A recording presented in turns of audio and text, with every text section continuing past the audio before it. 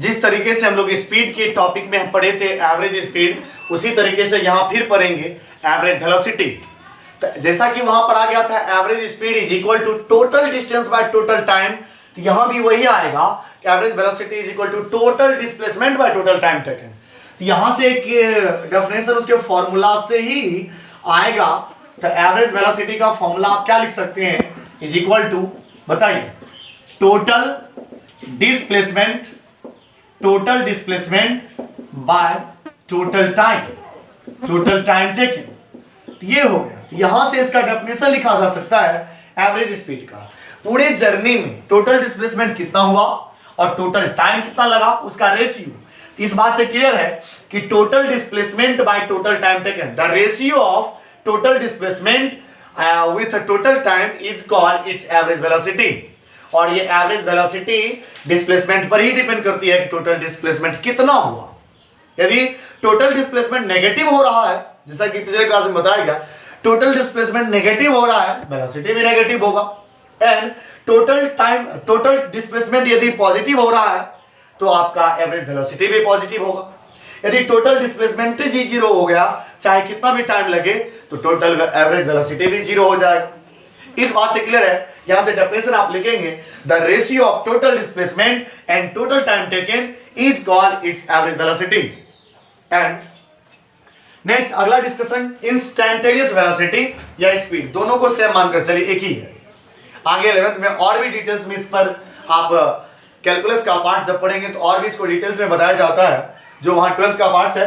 लेकिन यहाँ हम लोग पढ़ते हैं नॉर्मल उसका डेफिनेशन, बट फिर भी आप अच्छे तरीके से समझ जाएंगे।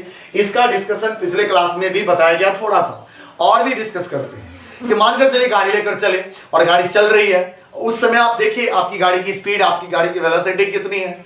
तो उस समय जिस समय आप देखें गाड़ी चल रही है, वही स्पीड, वही वेलोसिटी उस समय आपका इंस्टेंटेनियस है। इंस्टेंटेनियस का मतलब है ड्यूरिंग मोशन, इंस्टेंट टाइम में जो आप वेलोसिटी देख लेते हैं, वेलोसिटी जो होता है। अभी हम लोग रेस्ट में हैं, इंस्टेंटेनियस हो गया रेस्ट। तो मानकर चलिए यदि हम स्पीडोमीटर से स्पीड या वेलोसिटी मेजर करते हैं, तो कहने का मतलब ये हुआ कि वो स्पीड नहीं, इंस्टेंटेनियस स्पीड बताता है कि उस समय आपके गाड़ी की स्पीड कितनी है। यहाँ डेफिनेशन आ चुका है, the velocity of an object at any instant, किसी समय during its motion is called instantaneous velocity. और स्पीड, दोनों का डेफिनेशन एक ही में आप बोल सकते हैं, कोई डाउट नहीं, दोनों सेम है। और यदि आप सिर्फ ये कहेंगे कि स्पीडोमीटर से सिर्फ हम लोग स्पीड मेजर करते हैं, कंप्लीट सही नहीं है, स्टैंडर्ड लेवल के लिए सही नहीं है। इंस्टेंटेनियस स्पीड मेजर किया जाता है। अब मानकर चलिए पूरा गाड़ी लेकर घुमाकर कहीं से आए, मार्केट से घूम कर आए, और बताइए मार्केट में हम लोग या रोड पर हम लोग चल रहे थे 50 किलोमीटर पर आवर गाड़ी चल रही थी, और घर में आकर लगा दिए, तो आपको क्या लगता है 50 ही शो करता रहेगा? नहीं, उस समय आपका जीरो बताएगा जिस समय आपके घर में गाड़ी रखी हुई है, या जिस समय आप चल रहे हैं उस समय आपका आपका स्पीड बताएगा। कहने का मतलब ये हुआ कि इंस्टेंटेनियस उसी समय आपका स्पीड, आपकी गाड़ी का स्पीड, आपके व्हीकल का स्पीड बताता है, इसलिए स्पीडोमीटर इंस्टेंटेनियस स्पीड मेजर करता है। ठीक है, कहने का मतलब ये हो गया, ये दो टॉपिक।